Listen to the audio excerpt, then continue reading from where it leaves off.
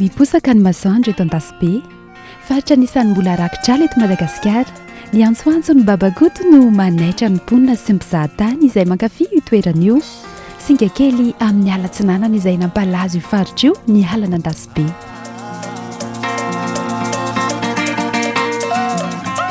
Atiala dia tena anisan'ny fototra mahamelona mihitsy ny zanak'olombelona nataoko hoe ny izao tontolo izao. Eo amin'ny lafiny raha toe-karena koa dia anisan'ny tena karazana orinasa anankiray mihitsy loharano miteraka fiarikarena ho an'ny tanàna ity dia misarika mpizahatany tena maro dia maro mihitsy mampidibola ho an'ny firenena malagasy. Ny antony dia zao ny biby izay tena anisan'ny mampalaza an'Andasibe babakoto ohatran'izany dia hita anatin'ny atiala. Dia tonga aty aby le olona mitsidika dia manome asa tena mamorona asa mivantana. Ohatran'ny zao gida ny hôtel ny mpamboly mahazo tombotsoa mivantana. Betsaka tombotsoa azo avy amin'ny ala raha ohatra ny amiko manokana satria na ny rivotra iainana ary dia nazao vao miala ny Andasibe dia vao hafa mihitsy ny dia ny fambolena koa tovoraka izany araka ilay teniko teo hoe indrindra ny ora resaka température amin'ilay fambolena ohatran' izao zany dia tena ataoko hoe tsy dia misy ombrera firy angamba ataona eto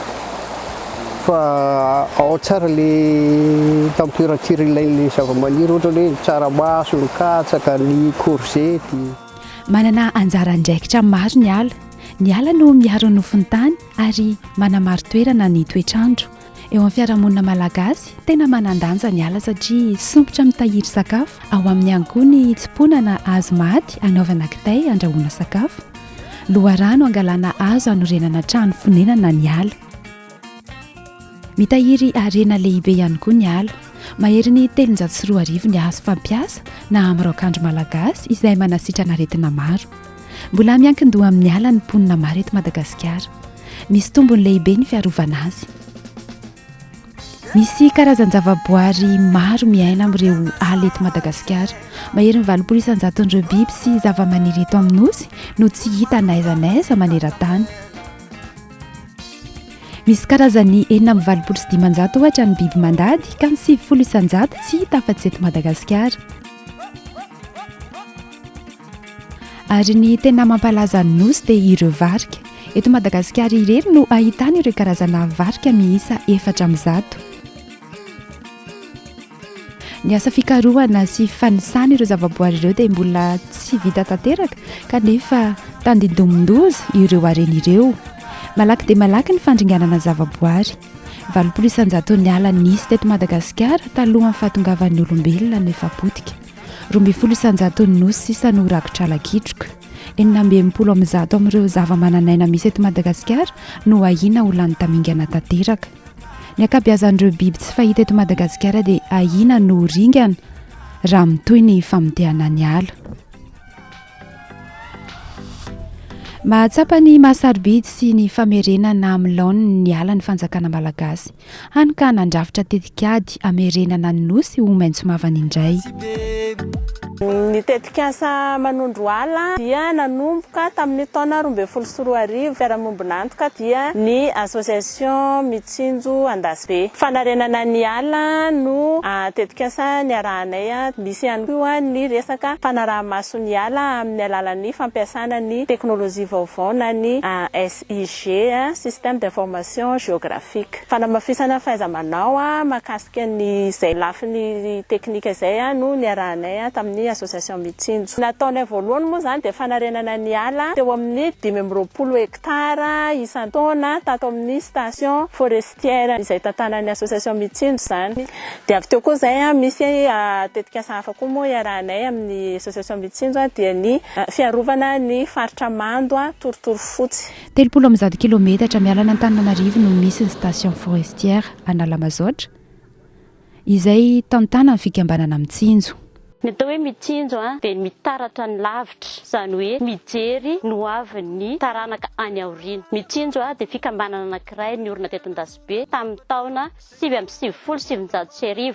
feziny lalàna 80 bara 370 am'zara. Nanomboka ny taona 3 dia nomeny ny fanjakana alalana ny Mitsinjo hitantana ny station forestière zany hoe faritra rovana eto Analamazaotra ary nanomboka teo dia niaro io ala zay natolotra ho tantana Mitsinjo nataon'ny fikambanana voalohany dia nahita fa azo ampidiram-bola ny fisiany io ala io dia nieritreritra ny anao fizahantany dia niezaka ny Mitsinjo nanampy ny olona ifotony ireo olona mipetraka manodidina ny faritra Mitsinjo name masom-boly sy name fitaovana tsy vitandreo ihany anefa fa nomena fiofanana ihany koa ireo vondron'olona manodidina ny ala zay arovan'ny Mitsinjo amin'ny fampiasana ny fambolena manaraka ny toetrandro fambolena efa mboatra kokoa fa tsy dia mifantoka loatra amin'ny fambolena voajanahary tany amin'ny sehatry ny sekoly dia nanao ny fanabeazana ara-tontolo iainana nanao asa fikarohana koa ny Mitsinjo tao anatin'ny faritra ala izay arova dia tapa-kevitra ny Mitsinjo nanao ny famerenana ny ala ary mbola vao may nanatsara ilay famerenana ny ala amin'ny endriny ho tsaratsara kokoa noho nylay fahasimbana teo aloha dia mbola mitoy izany hatramin'izao. Mamolavola tetika asa hoentina mampandroso ny toe-piainan'ireo mponina manamorona ny ala ny fikambanana ary mikendry ihany koa ny fikajiana ny tontolo iainana. Resy lahatra ny mahazava-dehibe ny ala maitso mavana amin'ny faritra Andasibe ny fikambanana. Hany ka maro ireo tetika asa izay mikendry ny fikajiana sy fanarenana azy. Amin'izao fotoana izao tafiditra ao amin'ny andian'ny faharoa ny tetika asa manondro ala. Ny fikambanana Mitsinjo tohana ny fank izay mpiara-miombonantoka ny tanjona dia ny hamerenana amin'ny laoniny indray ireo faritra izay nisy ala ringana any Andasibe. Fikambanana Mitsinjo moa zany dia efa namokatra zanakazo nisehatra teo amin'ny lafiny fanarenana ny ala efa tsy ny ela ary vokatra izay fikarohana sy traikefa izay ananany fikambanana Mitsinjo izay dia hitanay hoe tsara raha zaraina ho an'ny besin'ny maro izay fomba fiasa mahomby izay novolavolain'ny fikambanana Mitsinjo izany ny tanjonay mba ahafahan'ny rehetra mamerina indray le teknika satria tanjontsika zany mba hamerina ny Madagascar ho maitso indray maro ireo mpisehatra amin'ny resaka fanarenana ny ala ny fikambanana Mitsinjo zany dia afaka mandray mpiofana izay liana tia hafantatra bebe kokoa mahakasika ny teknika fanaovana fanarenana ny ala dia misy ny atao hoe centre d'expertise izay afaka mandray an'ireo mpiofana ireo zany iarahanay miasa iarahan'ny fonka miasa amin'ny Association Mitsinjo. Mila kajiana sy tandremana tsara ny fanomanana fambolekazo ary tena mila ray maso akaiky izany mba tsy ho verimaina ny ezaka atao. Mino ny fikambanana Mitsinjo fa ny fanajana ny fizotry ny fivoaran'ny zavaboary no anisany mampahomby ny fambolekazo. Ity video ity dia fizarana ny fahaiza-manao izay ny misy aty fotony aty amin'ny faritra ny Alamando Andasibe. Maro ny traikefa izay efa ananan'ny Association Mitsinjo zany eo amin'ny lafiny fanarenana ny ala sy ny fitantanana ny toby zanakazo. Anisan'izany misongadina manokana dia ny fahaizan'ny zareo mampiasa ny ilay teknika antsoina hoe VAM nefa kosa manampy be dia be amin'ny fanarenana ny ala sy fanarenana ny tany na restauration ny sol izany. Manana ny anjara andraikitra lehibe amin'ny fanarenana ny ala ny toerana fambolena zanakazo na pépinière. Manaraka ny tondrozotra ministeran'ny tontolo iainana sy ny fandrosoana lovanjafy ny fikambanana Mitsinjo ka manome vahana kokoa ny fambolekazo na manodidina manakaiky ny faritra ivelomana. Napetraka tao farahevitra ny toerana fambolena zanakazo ny fikambanana.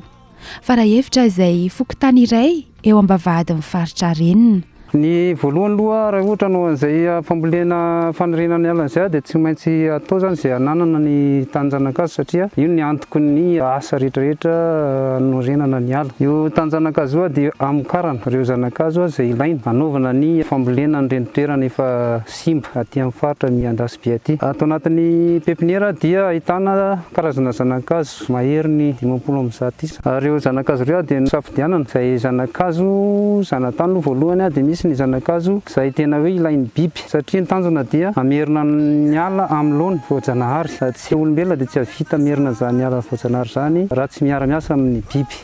Eto zao tsika dia mahita ny karazana hazo izay nosodianina manokana. Izy tia dia hazo lehibe mahatratra any amin'ny 20 metatra ny avony, mamokatra voany izy io izay hoan'ny varika satria reny biby reny dia anisan'ny manampy atsika olombelona manaparitaka ny voankazo dia maniry ara-voajanahary. Dia misy koa ny karazana zava-maniry izay nosafidianina amin'ny lalan'ny vorona satria ny vorona koa zany dia anisan'ny manampy atsika ary tsy vitan'ny olombelona ny asa vitan'ny vorona zany manarina ny ala aty amin'ny faritra Atsinanana. Dia misy ihany koa ny zavatra ilain'ny olombelona satria misy ny zava-maniry azo anaovana fanafody ao anatin'ny ala ka izay zava-maniry izay zany dia anisany ho kajiana sy ho aparitaka any amin'ilay toerana izay efa simba hanarenana ny ala. Eto zany tsika dia mahita misy ny atao hoe toerana metrahana an'ilay zanakazo satria ny hazo ala dia misy karazany maro izy ireo. Misy ny klasy voalohany izay zava-maniry aingam-paniry, misy klasy faharoa tonotony ny fitombony fa misy ny klasy fahatelo dia anisan'ny zava-maniry efa tena lany tamingana sy manana izay fitomboana miadana indrindra izay. Dia narina an'ilay ala itsika dia mila an'ireo karazana zava-maniry telo karazana alaina ho vokarina ato anatin'ny pepiniera alohany ambolenana azy any anatin'ny toerana izay efa simba.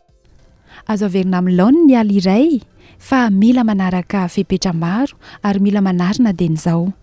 Mifidy ny ampiasa teknika ny symbiose naturelle ny fikambanana amin'ny alalan'ny vesicular-arbuscular, mycorrhiza afoezina amin'ny hoe VAM. Ny fampiasana ny teknika VAM dia antoka tena mampahomby ny fambolekazo na fanarenana ny atiala. Voaporofon'ireo manampahaizana ny fombiazana io teknika io. Teknika izay niarahana tamin'ny chercheur anankiray avy any Amerika izay atao hoe Louise Allouay no nampianatra anay nandritra ny roa taona teto amin'ny Andasibe. Namokatra le olatra tsy hita maso amin'ny atao hoe microscopique zany zavatra kely faran'izay kely any anatin'ny fakakazo any misy anazy. VAM moa zany dia fanafoizana teny vesicular-arbuscular mycorrhiza na lay olatra manao symbiosis amin'ny zava-maniry anankiray.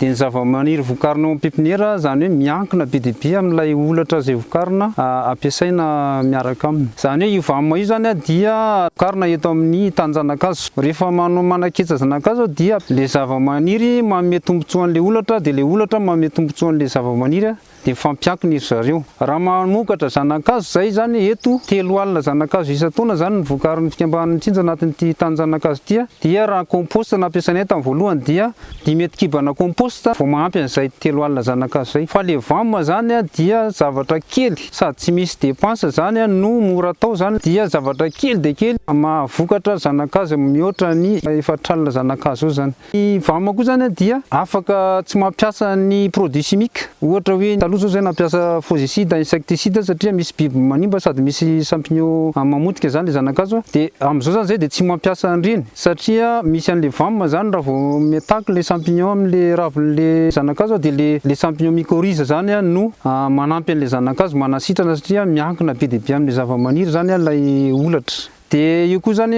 misy an'le fivoahan'ny toetr'andro satria ny tanjanakazo zany dia mila tondraka ka raha sanatria zany maina tampoka ilay andro tsy misy orana dia iny olatra iny zany mamorona rano mba omena n'ilay zanakazo mampihena ny fahafatesan'ny zanakazo ao anatin'ny pepiniera ka hatrany amin'ny rehefa tonga any amin'ny toerana izay ambolenana azy izay dia nahita fa 95% zany no fivelomany zanakazo. Ny fikarohana sasany natao dia manambara fa mila 520 hatramin'ny 30 taona aorian'ny fandringanana ny ala vao tafaverina ho forêt secondaire ary mila 10 taona vao miverina amin'ny laony ny ala voajanahary. Ty VAM ty zany dia mariaka eto fa na ty amin'ny forêt tropicale humide ka hatrany amin'ny sesy na ery Madagascar zany dia azo ampiasainy ty VAM ty tsy mifidy toerana ampiasaina anazy.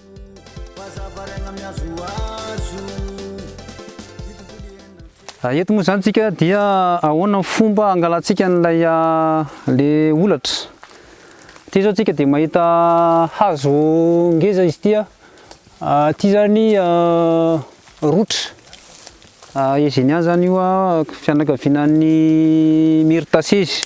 Fakanan'le olatra zany dia jerena tsara mihitsy mba tsy hisian'ny fahasimban'ilay hazo izay efa maniry. Dia jerena koa zany aty mba tsy ho simba ilay hazo efa volonjanahary ao anatin'ity toerana ity. Miala 2 metatra le hazo maniry zany no akatsikany an'ilay faka satria anatin'le fakan'le hazo farany kely zany misy an'le olatra.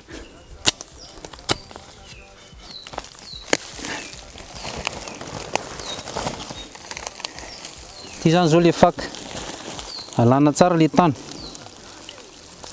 satria raha voentinao ty tany ty zany dia tsy mety satria mety misy champignon saprofita anatin'ity tany ty satria misy hazo lo zany tao dia misy olatra zany be dia be karazany dia alana mihitsy zany zay zavatra zay dia le faka io zany amin'ity zany zao le VAM dia iny zany alainao ataonao ohatran'izao.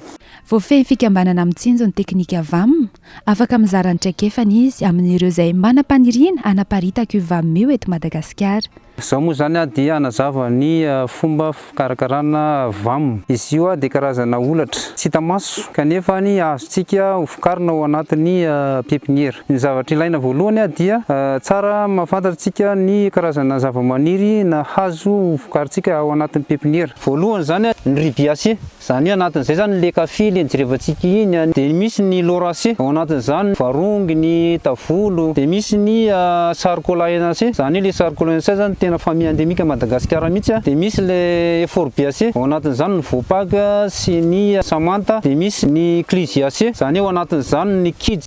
Dia manao lavaka atsasametatra ny sakany, 2 metatra ny lavany, atsasametatra ny laliny. Dia ny zavatra ilaina amin'izay dia gony apetraka ao anatin'ilay lavaka ilay gony, dia avy eo dia arotsakatsika ao anatin'ilay lavaka ilay fakakazo izay nalaitsika avy any anaty ala. Dia rehefa avy eo dia alaitsika ny tany masaka, amboletsika ny an'ilay tsaramaso sy vary satria ny zavatra ilaitsika amin'ilay famokarana an'ilay olatra dia ny vary sy ny tsaramaso. Dia rehefa azontsika ny tany masaka dia apetraka atsika eo ambonin'ilay faka. Zany hoe mariaka eto eo amin'ny 5 cm zany no atevon'ilay tany masaka. Tsy azo ataontsika matevina loatra satria ela loatra ilay fakan'ilay tsaramaso vary vao tonga any amin'ilay olatra. Satria ny tanjona amin'izay dia ny tsaramaso vary no amboletsika eo ambonin'ilay tany dia mba iny zany ifandraisan'ilay olatra sy ilay zavamaniry eto ambony dia tonga n'ilay olatra mitombo ny isany. Amariana eto fa ny lavaka iray dia vary 2 kapoaka sy tsaramaso 2 kapoaka. Izy io dia afangarontsika ary afafontsika miaraka eo anatin'ilay lavaka izay efa nasiditsika ny tany masaka eo ambonin'ilay faka. Rehefa vita zay dia saromantsika ny bozaka na pays zany mba hampaniry an'ilay tsaramaso vary aingana dia aingana. Rehefa maniry ilay vary tsaramaso dia ngaina ilay bozaka mba hahafahan'ilay zavamaniry eo miaina tsara. Dia io tsaramaso vary io zany andrasantsika anatin'ny 3 volana. Rehefa tonga ny 3 volana dia kapaina tanteraka ary rehefa avy eo dia alaina le faka sy le tsaramaso sy le vary naniry teo dia kapakapaina eo amin'ny 1 cm ny halavan'ilay faka mba tsy ho faty le olatra izay ho vokarintsika. Rehefa vita izay dia ajanona ao anatin'le lavaka afangaro tsara dia apetraka ao anatin'le lavaka le faka sy le tsaramaso sy le vary kapakapaina teo dia saromana bozaka mba tsy ho tratran'ny masoandro. Miandry eo amin'ny 10 andro tsika dia azo ampiasaina avy hatrany ny VAM. Ty zao nenay dia tsisy compost ty fa tonga dia tany masaka sy fasika.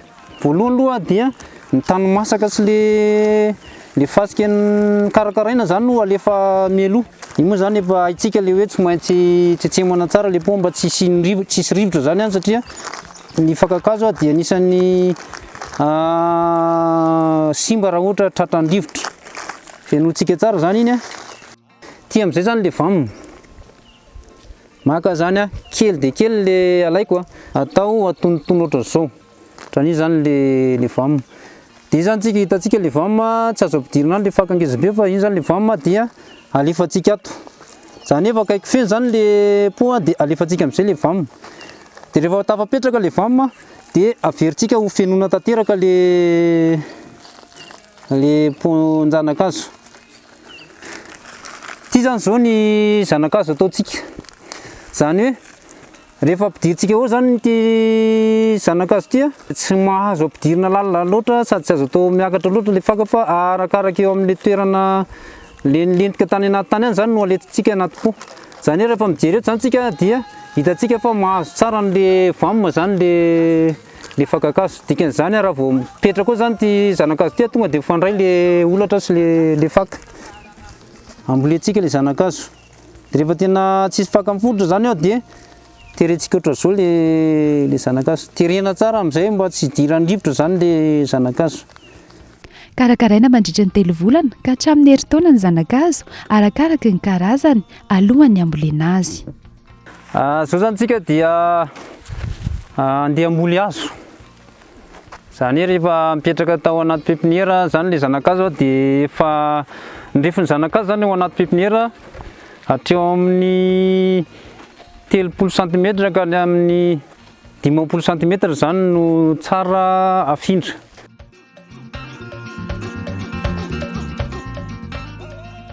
Ny tena tsara indrindra zany dia akaiky ny toerana ho restaurena zany no ametrahana amin'ny pepiniera. Tsika zany dia tsy alavitra ny pepiniera izay namokarana zanakazo misy atsika eto. Eto zany toerana nieritreretinay izay anaovana ho restaurena satria ity zany efa anatin'ny toerana efa simba tanteraka tsika teto. Ny tarisika tamin'ny pepiniera dia ahoana fomba fikarakarana fa eto zany tsika dia amboly mihitsy. Dia tokony mirefy 70 cm ny habean'ny lavaka sy ny alalan'ny lavaka 70 cm. Jerena ny tany nangadiana voalohany atokana. Dia ny atsasaky n'le tany amin'le lavaka atokana. Dia ilaina atao voalohany iny no averina voalohany. Jerentsika ny ampovoany tsara n'le lavaka nataontsika teo iny. Rehefa amboly hazo zany dia rovitina le sachet plastique. Dia rehefa amboly hazo zany tsika dia mametraka an'le zanakazo atao mahitsy tsara dia averina totofana dia terena tsara le faka zany mba tsy hisian'ny rivotra zany io satria raha vao mahazo rivotra na dia le VAM zany na le fakan'ity hazo ity dia miteraka olana amin'le zanakazo. Raha ny ao Andasibe fotsiny no jerena ny tombony tahan'ny fahombiazan'ny fambolena-kazo.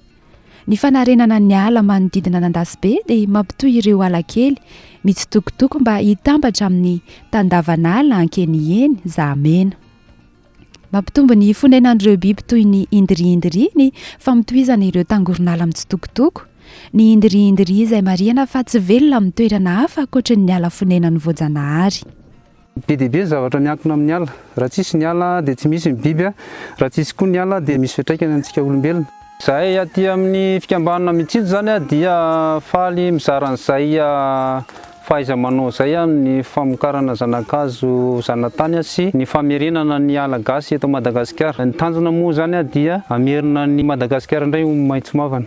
Mifanindran-dalana amin'ny ezaka kasain'ny fitondrana ankehitriny ho tanterana ny tetikasa ataon'ny fikambanana Mitsinjo ho rakitraly Madagasikara. Mety tsy vitan'ny Mitsinjo rery anefa izay asa izay. Tsy vitan'ny olona vitsivitsy fa tompona andraikitra isika rehetra eo amin'ny fanatsarana ny tontolo iainana. Koa ankehitriny dia manentana izahay ato amin'ny fikambanana Mitsinjo ho antsika rehetra mba ho samy ho resy lahatra hitandrina izay ala misy ao anatin'ny faritra misy antsika ary ihany koa amboly mba hitsinjo ihany koa ny taranakitsika any aoriana. Manam-paniriana fikambanana mba hanapariahana io fomba fanao tsara io mba haombiaza amin'ny fanarenana ny ala sy ny fambolena-kazo eraky Madagasikara. Andraikitsy ny tsirairay ny fambolena-kazo adidy ihany koa hitsinjovana ny hoavy sy hampirindra amin'ny fiarahamonina.